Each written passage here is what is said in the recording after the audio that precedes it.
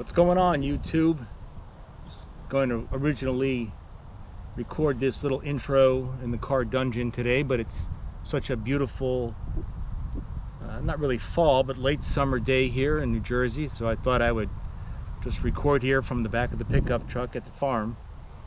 So my video today is, I guess, catching up on what I've been doing lately in the card collecting, with my card collecting.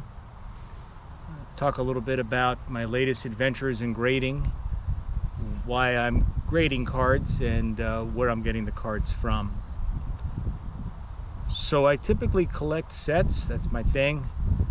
Open a bunch of packs up and get binders out and put them together or collate them into sets. And about 6 months ago decided, well, I was going to start taking cards out of those sets and getting them graded. Just to have them, see if I enjoyed the process at all, and also, I guess, to make it easier for whoever inherits my hoard of cards to turn it into cash, liquidate it at some point in the future. Plus, also kind of curious just to see what kind of grades I'd get. So I'm going to run through one of my sets today. I've got a lot of binders. I'll show those as well, and kind of delve into a little bit of my, I guess, how I was picking cards and what I've been seeing for grades. So I'll pick the 1960 set out of my bookcase, and I'll walk through it today.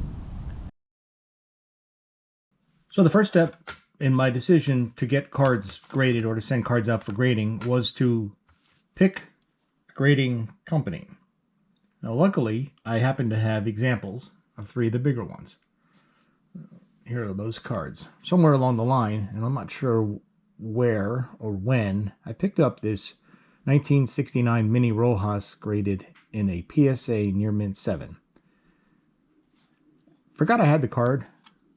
Found it again as I was going through some boxes of stuff. And so I've got a PSA example. There it is. A little bit later, and again, not sure how it happened, I picked up another 1969 graded card, this time a BVG of Bill Mombourquette, an 8.5. And a little bit later, I bought a card that was graded. The first one I ever bought, and it was a card that I actually wanted more than the grading of it. And it was a 1955 Ted Williams, and it happened to be in an SGC 3.5. So I had 3 good examples of, major 3 grading companies in my possession that I could use to pick my favorite. And I did. So the one I picked was SGC. So I've been sending cards out to grade for them, although I have been buying PSA cards for other purposes, mostly because I think they tend to hold the value the best, and they seem to have the biggest share of the market. Sometimes the only graded cards you can get are in PSAs. Anyway, so now I've got a grading company, SGC. That's the one I'm going to be sending my cards to, or the one that I did send my cards to. So now I'm going to go through and show you my sets and where I pulled cards from and how I did that, and kind of give you a view of what I've been working on and where I'm at. So in this bookcase are binders, black binders. And inside the black binders are baseball cards and football cards, and I think there's one non-sports card in here as well. These are the sets that I've been putting together the past 49 years. Many of them are complete, but a lot of obviously more expensive, and older ones are not. But I'm getting close on a lot of them.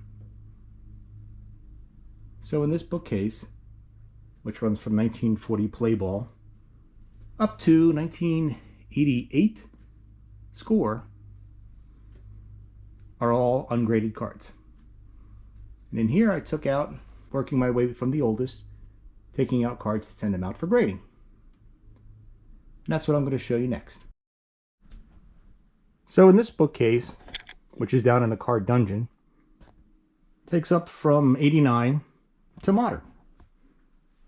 And you can see there's quite a few of them. They're all basically the same binder, the same label, the same font. A little bit of a uniformity.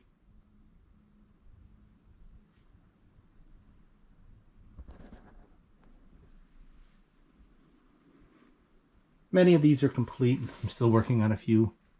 The more recent ones, it takes time. And then I've got some miscellaneous and some non-sports. All right, so here it is. One of the binders off my bookcase. This is the 1960 top set. So I'm going to run through it real quickly, kind of show the cards, show the set.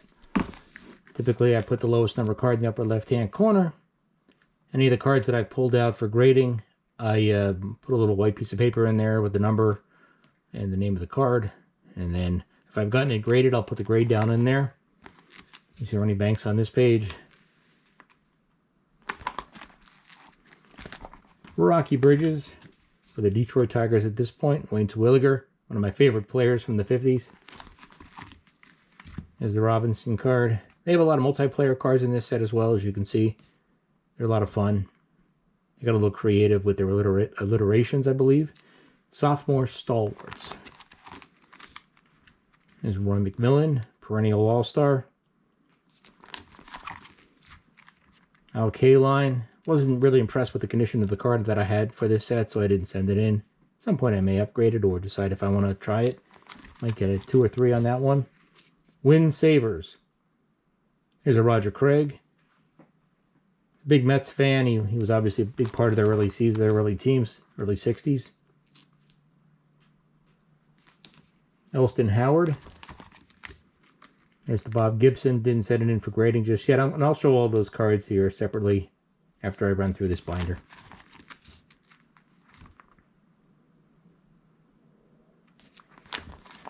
And Whitey Herzog playing for the Athletics.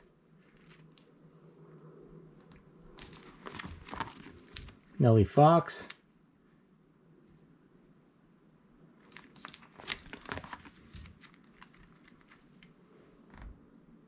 Fork and Knuckler. Roy Face and Hoyt Wilhelm. Alright, so we're getting into the rookies. You see that they've got this orange design for them. There's a couple of rookies that I've sent in. Obviously the Jim Cott, Hall of Famer. And the Carl Yastrzemski.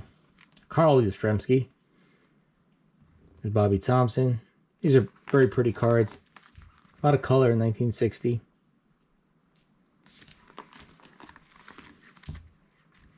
A lot of team cards as well. They look pretty good. Beta Pinson. It's a good looking card of him. Underrated player, and a lot of folks have talked about him lately. Eli Gerba, the hardest name to pronounce, one that I've taken me forever to figure out with my New Jersey Brooklyn accent. There's Jay Hook, an early Mets pitcher. Andy Carey. Willie Mays, card number 200. And Ryan Duran with his trademark dark sunglasses. And we're getting into the managers. There's Harmon Killebrew on this page. I haven't sent him in yet. Obviously, a lot of Hall of Famers showed up as managers in the late 50s, early 60s. Including Casey Stengel. Still with the Yankees at this point. Mound Magicians. In case you were wondering, those are the Magicians. Albie Pearson is actually the first card I collected for this set. I had a couple of versions of it. I kept getting them better and better, and finally I got one that I was satisfied with. Stan Musial and Gil McDougall are on this page. You can see both of those are graded. Steady Eddie Pursued. Power Plus. Robin Roberts on this page. See, I pulled a lot of cards out. There's quite a few Hall of Famers. Excellent players in this set.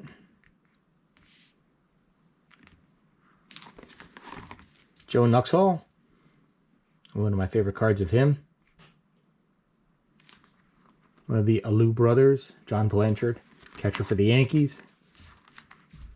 At that point, back up to Yogi Berra.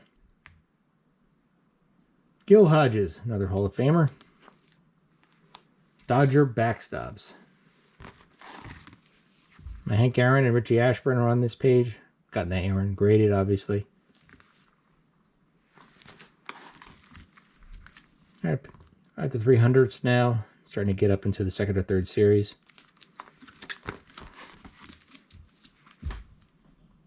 Rookie Cup cards. My Willie McCovey's in this. It's in this group of cards here. There's the Clemente 326. Picked him up recently. Did very well in grading on that card. Red Schoendienst, another Hall of Famer.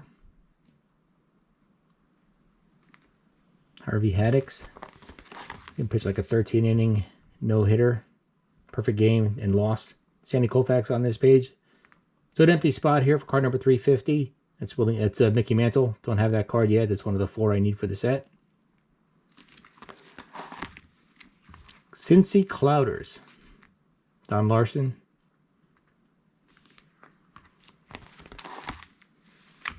Minnie Minoso on this page. You see pretty much a Hall of Famer on every page. Roger Maris.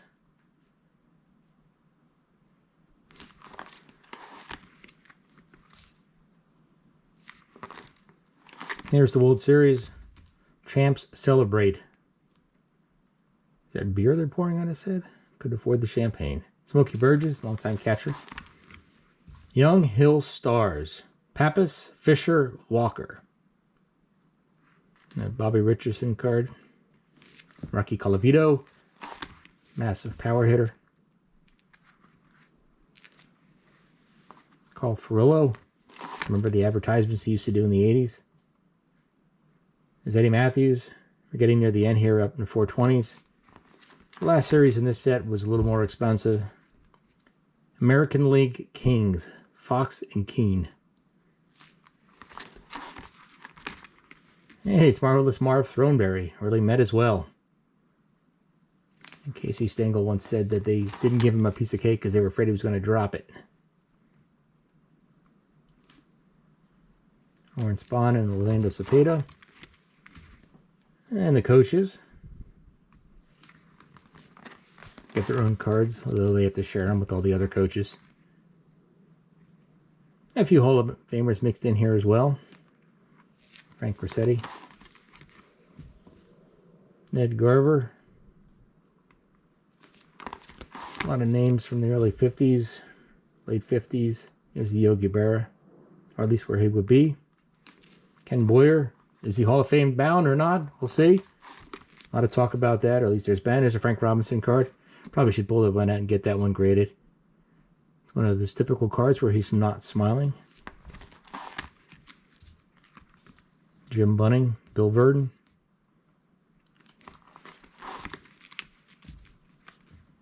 So, took out the Tommy Davis card, card number 509.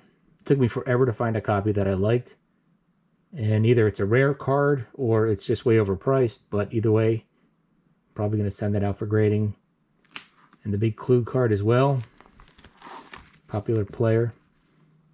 I'm getting up to the high numbers now. A little more expensive. A little harder to find.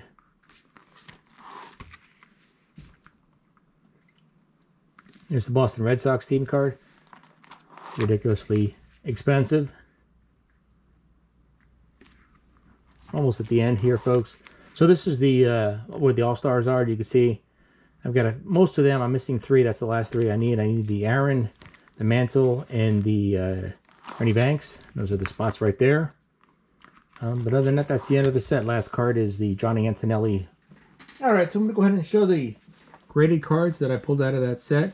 Again, when I built this set, starting years ago, quite a few years ago, I'm still not quite finished yet. Never really intended on sending them in for grading. Grading was never really a thing for me. Just bought the cards I liked, kind of needed them for the set. Want to check off the checklist as we go along. But I'm going to go ahead and show the cards and see how good of an eye I have, at least according to SGC. If I believe their opinion, I'm paying for it, I guess I should. All right, so obviously I'm going to start at the beginning here. These are in numerical order. This is the Master Mentor card, number 7, 2.5. And again, a lot of these grades you can see I wrote them down in the little pieces of paper on there, but I think they look pretty nice displayed this way. There's the Ernie Banks, number 10. 4.5. Brooks Robinson, card number 28. I think I did very well with this grade. That's a beautiful card right there.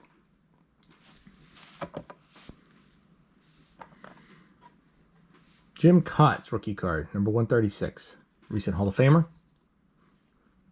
I got a 5 on that card.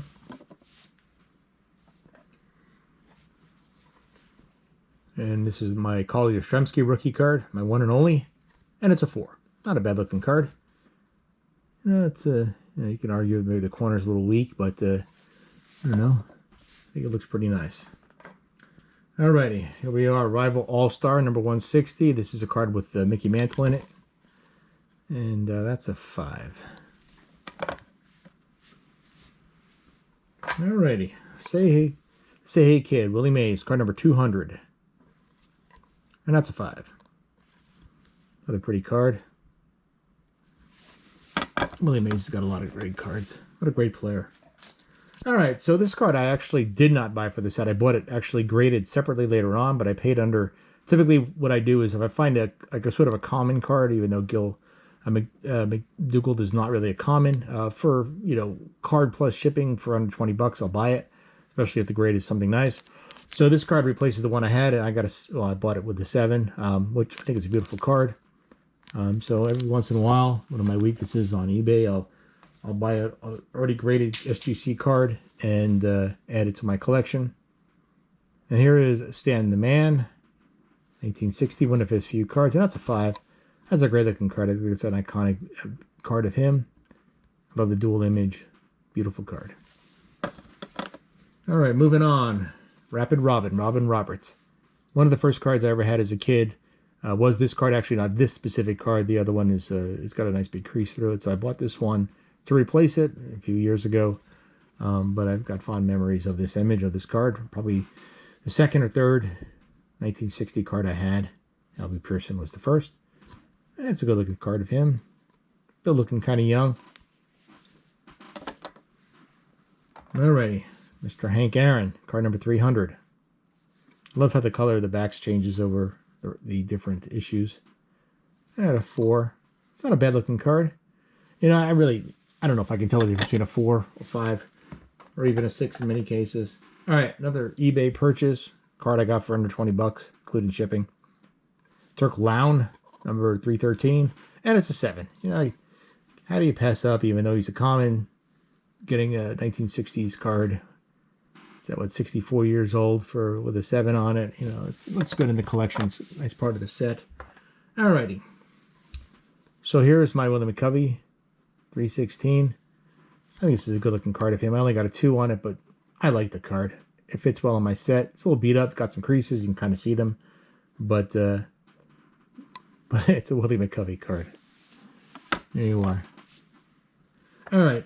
Here's a really big surprise. One of the ones I had graded. Roberto Clemente, 1960. I came in a 6. I don't know where I picked this card up, but wow. That was pretty much, when I got that, I was really surprised. I seem to be doing very well with my Clementes. At some point, I'll probably talk about them or show them all at one point. Sandy Koufax. And a 4.5. Kind of the average grade, I think, of what I've been getting, between 4 and 5. So he's right there on the edge. Good looking card of him as well. Forgot to wear his hat for the photo. Minnie Minoso, 365. And that's a 4.5. That's a good looking card. You know what? The 1960 set is pretty awesome looking all along. Gotta love the artwork. All right, so here's a brighter back, right? A little different color for cardboard. This is Roger Maris. Again, that's a 4. Just like this card of him. Thought I was going to do a little better than that grading. But again, there's a big crease there in the upper right-hand corner. You can see it. You don't see those things until after they put it in the slab. You wonder how you missed it. All right, Eddie Matthews. Card number 420. I got a 6 on that card. That's a really nice card too. Eddie, I always do well with him as well. Him and Roberto. Warren Spahn. All right, just as I do well for Eddie Matthews and Roberto Clemente, I always seem to do poorly for Warren Spahn. Maybe I just don't want to spend the money on his card. I don't know. He was a Met. How could you not spend money on him? Anyway, he got a 3. And I kind of see that earned that. But you know what? I don't know. Maybe not. Not quite sure why that's a 3 and the one with the, crease is a 2. Anyway, there's Warren Spahn. Don Drysdale, number 475. 4.5. Again, kind of the average for what I've done. That's a nice looking card. The more of these cards you put together, the better they look, especially in the slabs. And Yogi Berra, 480. And that's a 4. Put my average, sort of my common grade here. Duke Snider, F4. All right, we're getting into the All-Stars now. This is the Eddie Matthews All-Star, high number, 558. And that's a 6. Beautiful card. I do like the 1960 All-Stars. I think the image is pretty cool. That little shadow effect. Very artistic. Willie Mays, 564. There's a 5. Beautiful card also. We're getting down to the end here. Roger Maris. I always have a interest in Roger Maris, and that's a 5. And the last card is the Don Drysdale All-Star, card number 570, and that's a 5. So there you go. So those are the graded cards, or the cards I took out of the set to get graded. I think I did pretty good. I mean, obviously my eyes or my appeal is in that 4 to 5 range. Every once in a while I'll spend up and get a 6, but never really thought about the grading until recently it became a thing. All right, so the last little bit I've got for this are the cards that I have yet to send for grading. Let me show you what I've got here. Don Zimmer. I always enjoyed him. He's been playing, he's involved with baseball for I don't know, 50 years. But his cards always kind of amuse me. Scrappy little second baseman and shortstop for the Dodgers. A lot of stories about him around the area in New York. There's Bob Gibson.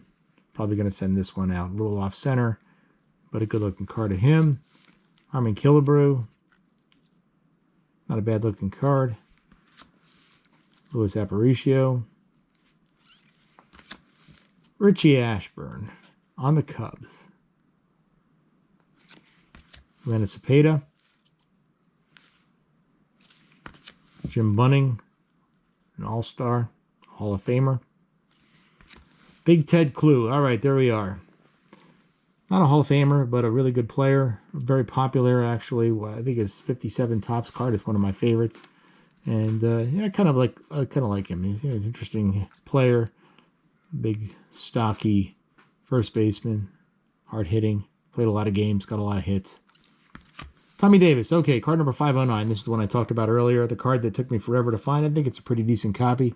I don't know if it's a short print or what, but it's a bit of a difficult card to get. I paid up for this card more than I wanted to, but finally got a condition and a card that I liked. So I'm going to send it out for grading, because if it's expensive and hard for me to find, then probably somebody else would think the same, or it would be. Anyway, that's my 1960 set, including all of my graded cards. Really appreciate you guys hanging in this long. And I'll go ahead and wrap the video up. Anyway, folks, that's all I've got to show you today. I really appreciate your time hanging in there to the end. Just wanted to showcase my collection a little bit, kind of introduce myself by showing how I like to collect, what my sets look like, and what a part of my collection is. Anyway, I appreciate all of the support, and look forward to hearing your comments, and hopefully I can get some other content together in a week or two and post another video. But thanks, folks. Really appreciate it. Have a great rest of your weekend.